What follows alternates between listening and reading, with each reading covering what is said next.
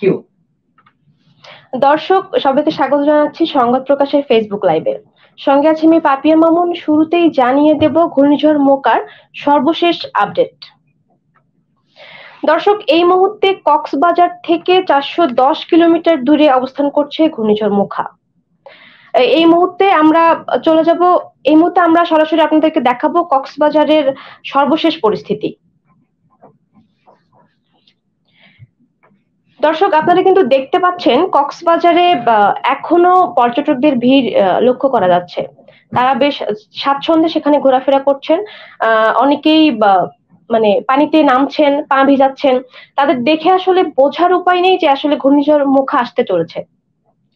অথচ এর আগে কিন্তু গতকাল কক্সবাজারে 10 নম্বর মহাবিপদ সংকেত দিয়েছে আবহাওয়া অধিদপ্তর। তারপরেও কিন্তু পর্যটকদের আনাগোনা বেশ লক্ষণীয়। মানে এটা আমরা বিভিন্ন গণমাধ্যমে দেখেছি যে লক্ষ্য করা গেছে যে পর্যটকরা বেশ স্বাচ্ছন্দ্যে সেখানে ঘুরে বেড়াচ্ছেন। তারা বেশ উপভোগ করছেন এই সমুদ্রকে, উত্তাল সমুদ্রকে উপভোগের জন্য আবার অনেকে এসেছেন এই সময় কক্সবাজারে। তো এটি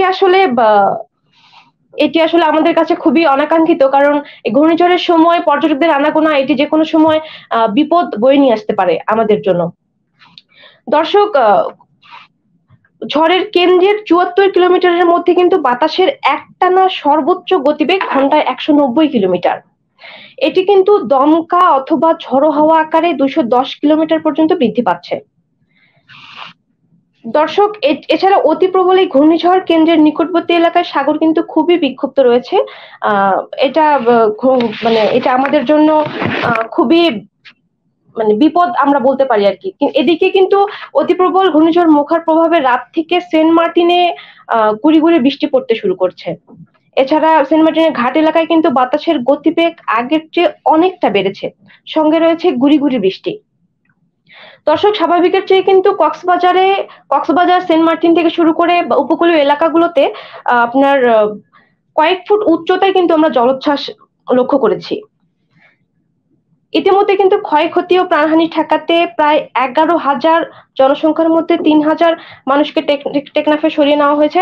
এছাড়া কিন্তু বিশেষজ্ঞরা ধারণা করছেন যে ঘূর্ণিঝড় মোকার প্রভাবে সাময়িকভাবে পানিতে তলিয়ে যেতে পারে সেন্ট মার্টিন। পানিতে তলিয়ে যেতে পারে সেন্ট মার্টিন। বাংলাদেশের একমাত্র প্রবাল দ্বীপ সেন্ট মার্টিন। দর্শক, আমরা জানি যে বঙ্গোপসাগরের মোট 8 বর্গ কিলোমিটার আয়তনের এই দ্বীপটি ঘূর্ণিঝড় মোকার প্রভাবে সবচেয়ে বেশি ঝুঁকিপূর্ণ অবস্থানে রয়েছে। বাতাসের গতিবেগ আগের চেয়ে কিন্তু অনেকটা বেড়েছে সেন্ট মার্টিনে, সঙ্গে রয়েছে বৃষ্টি। এছাড়া পানির উচ্চতা কয়েক ফুট উচ্চতায় বেড়ে গেছে আর কি। ইতিমধ্যে ক্ষয়ক্ষতি ও প্রাণহানি ঠেকাতে প্রায় 11,000-এর মধ্যে 3,000 মানুষকে সরিয়ে নেওয়া হয়েছে। এছাড়া কিন্তু সেন্ট মার্টিনে বাকি 8,000 মানুষকে সরিয়ে নেওয়ার জন্য ইতিমধ্যে 3টি ঘূর্ণিঝড় আশ্রয় কেন্দ্র, দ্বীপের 37টি হোটেল, রিসোর্ট, কটেজ খালি করা হয়েছে।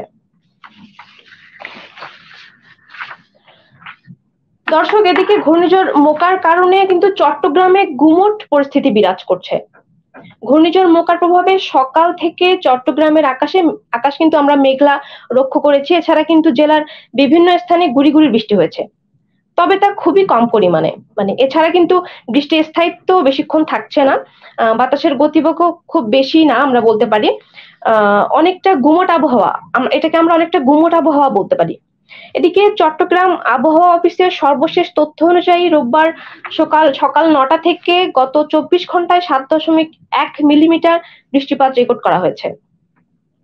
তবে সকাল 10টা থেকে বৃষ্টিপাত এবং বাতাসের গতিবেগ বাড়বে বলে জানানো হয়েছিল। এছাড়া কিন্তু বিকাল 3টার দিকে চট্টগ্রাম জোয়ার আরম্ভ হবে। এ সময় পানির উচ্চতা স্বাভাবিকের চেয়ে কিন্তু আরো বাড়তে পারে। এদিকে চট্টগ্রাম জেলা প্রশাসন জানিয়েছে অতি প্রবল ঘূর্ণিঝড় মোখায় ক্ষয়ক্ষতি থেকে বাঁচাতে চট্টগ্রাম শহর ও বিভিন্ন উপজেলা মিলিয়ে আশ্রয় কেন্দ্রে অবস্থান নিয়েছেন 89,065 জন। এর মধ্যে 38,595 জন পুরুষ, 38,976 জন নারী, 11,349 জন শিশু ও 145 জন প্রতিবন্ধী রয়েছে। এদিকে জেলা প্রশাসনের নির্বাহী ম্যাজিস্ট্রেট জানিয়েছেন জেলায় মোট 250 কিলোমিটার পানি উন্নয়ন বোর্ডের বাঁধ রয়েছে। তার মধ্যে 12.7 কিলোমিটার বাদে বাকি অংশ সুরক্ষিত রয়েছে। জেলায় 2টি সিএসডি এবং 16টি এলএসডি রয়েছে। মজুতকৃত খাদ্যশস্য সুরক্ষার জন্য কর্মরত সব কর্মকর্তা কর্মচারী কর্মস্থলে কিন্তু উপস্থিত রয়েছেন। দর্শক, গুদামের অভ্যন্তরে পানির প্রবেশ ঠেকাতে বায়েল ওয়াল নির্মাণ করা হয়েছে। এদিকে ঘূর্ণিঝড়ের কারণে দেশের প্রধান সমুদ্র বন্দরের পণ্য খালাস বর্তমানে বন্ধ রয়েছে। জেটি থেকে বড় জাহাজ বের করে পাঠিয়ে দিয়েছে বন্দর কর্তৃপক্ষ। একই সঙ্গে লাইটার জাহাজকে কর্ণফুলী নদীর শাহ আমানত সেতু এলাকায় নিরাপদে অবস্থান নিতে বলা হয়েছে। দর্শক, আমরা যদি মোখার আপডেট সম্বন্ধে বলতে চাই, এই মুহূর্তে কিন্তু উপকূল অতিক্রম শুরু করেছে ঘূর্ণিঝড় মোখা। ঘন্টায় 215 কিলোমিটার গতির ঝোড়ো হাওয়ার শক্তি নিয়ে বাংলাদেশের কক্সবাজার ও উত্তর মিয়ানমার উপকূল অতিক্রম করতে শুরু করেছে অতি প্রবল ঘূর্ণিঝড় মোখার অগ্রবর্তী অংশ। ঘূর্ণিঝড় কেন্দ্রের 74 কিলোমিটারের মধ্যে বাতাসের একটানা সর্বোচ্চ গতিবেগ কিন্তু ঘন্টায় 195 কিলোমিটার, যা দমকা অথবা ঝোড়ো হাওয়া আকারে 215 কিলোমিটার পর্যন্ত বাড়বে বা আরো বাড়তে পারে। আবহাওয়া অধিদপ্তর কিন্তু বলছে ঘূর্ণিঝড়টির অগ্রবর্তী অংশ বায়ুচাপ পার্থক্যর আধিপত্যের প্রভাবে কক্সবাজার, চট্টগ্রাম এবং তাদের অদূরবর্তী যে দ্বীপগুলো রয়েছে, এছাড়া চরসমূহের নিম্নাঞ্চল স্বাভাবিকের চেয়ে কিন্তু 12 ফুটের বেশি উচ্চতায় বায়ুতাড়িত জলোচ্ছ্বাসে প্লাবিত হতে পারে।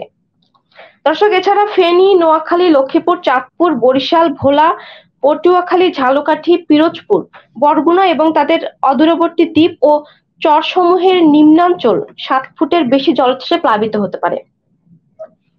এছাড়া গতকাল থেকে কক্সবাজার সমুদ্র বন্দরকে কিন্তু 10 নম্বর মহাবিপদ সংকেত, চট্টগ্রাম ও পায়রা বন্দরকে কিন্তু 8 নম্বর মহাবিপদ সংকেত দেখিয়ে যেতে বলা হয়েছে।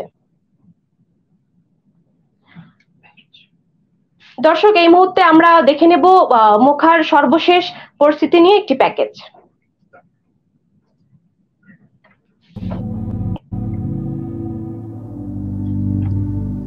বঙ্গোপসাগরে সৃষ্ট অতি প্রবল ঘূর্ণিঝড় মোখার আবহাওয়া পরিস্থিতি অবনতি হতে শুরু করেছে। বর্তমান গতিপথ বজায় থাকলে রোববার 14 মে দুপুর নাগাদ কক্সবাজার, উত্তর মিয়ানমার উপকূল অতিক্রম করতে পারে মোখা। সে সময় ঘন্টায় 175 কিলোমিটার পর্যন্ত উঠতে পারে বাতাসের গতি। ঘূর্ণিঝড় মোখায় জনগণের জানমালের ক্ষয়ক্ষতি কমাতে সরকারিভাবে ব্যাপক প্রস্তুতি নেওয়া হয়েছে। উপকূলীয় এলাকার প্রশাসন বৃহস্পতিবার থেকেই জনগণকে সতর্ক করছে। বিভিন্ন জায়গায় চলছে মাইকিং। এছাড়া নির্ধারিত আশ্রয় কেন্দ্রের পাশাপাশি স্থানীয় স্কুল, কলেজ সহ বিভিন্ন স্থাপনায় আশ্রয় কেন্দ্র খোলা হয়েছে। সরকারি বেসরকারি উদ্যোগে প্রস্তুত আছে মেডিকেল টিম ও বিপুল সংখ্যক স্বেচ্ছাসেবক।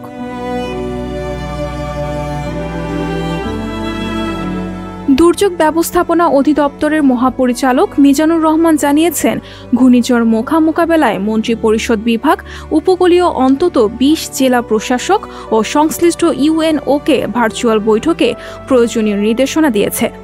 বৈঠকে আশ্রয় কেন্দ্রে আসা মানুষদের পর্যাপ্ত খাবার, অবস্থানের সুব্যবস্থা, নারী, শিশু ও বৃদ্ধদের বিশেষ নজর রাখা সহ যাবতীয় কাজগুলোর বিষয়ে জোর দেওয়া হয়েছে। দুর্যোগ ব্যবস্থাপনা ও ত্রাণ প্রতিমন্ত্রী মোহাম্মদ এনামুর রহমান বলেছেন, ঘূর্ণিঝড় মোখা মোকাবেলায় সকল ধরনের প্রস্তুতি নেওয়া হয়েছে। আমরা আশাবাদী বিগত বছরগুলোর মতো এবারও সরকার সফলভাবে ঘূর্ণিঝড় মোকাবেলা করতে সক্ষম হবে। এদিকে ঘূর্ণিঝড় মোখার কারণে স্থগিত করা হয়েছে কুমিল্লা, চট্টগ্রাম, বরিশাল মাদ্রাসা ও কারিগরি শিক্ষা বোর্ডের 14 তারিখের এসএসসি ও সমমানের পরীক্ষা। আন্তঃশিক্ষা বোর্ড সমন্বয় কমিটি বিষয়টি নিশ্চিত করেছে। তারা জানিয়েছে, স্থগিত হওয়া পরীক্ষার সময়সূচি পরবর্তী বিজ্ঞপ্তির মাধ্যমে জানিয়ে দেওয়া হবে। এছাড়া ঘূর্ণিঝড়ের কারণে দেশের অভ্যন্তরীণ নদীপথের সব ধরনের নৌযান চলাচল বন্ধ ঘোষণা করেছে বিআইডব্লিউটিএ। চট্টগ্রামের শাহ আমানত আন্তর্জাতিক বিমানবন্দর শনিবার 13 মে সকাল 6টা থেকে বিমান ওঠানামা বন্ধ রাখার সিদ্ধান্ত নিয়েছে। একই সঙ্গে কক্সবাজার ঢাকা রুটেও বিমান চলাচল বন্ধ রাখা হয়েছে। সঞ্জিতা শম্পা, সংবাদ প্রকাশ।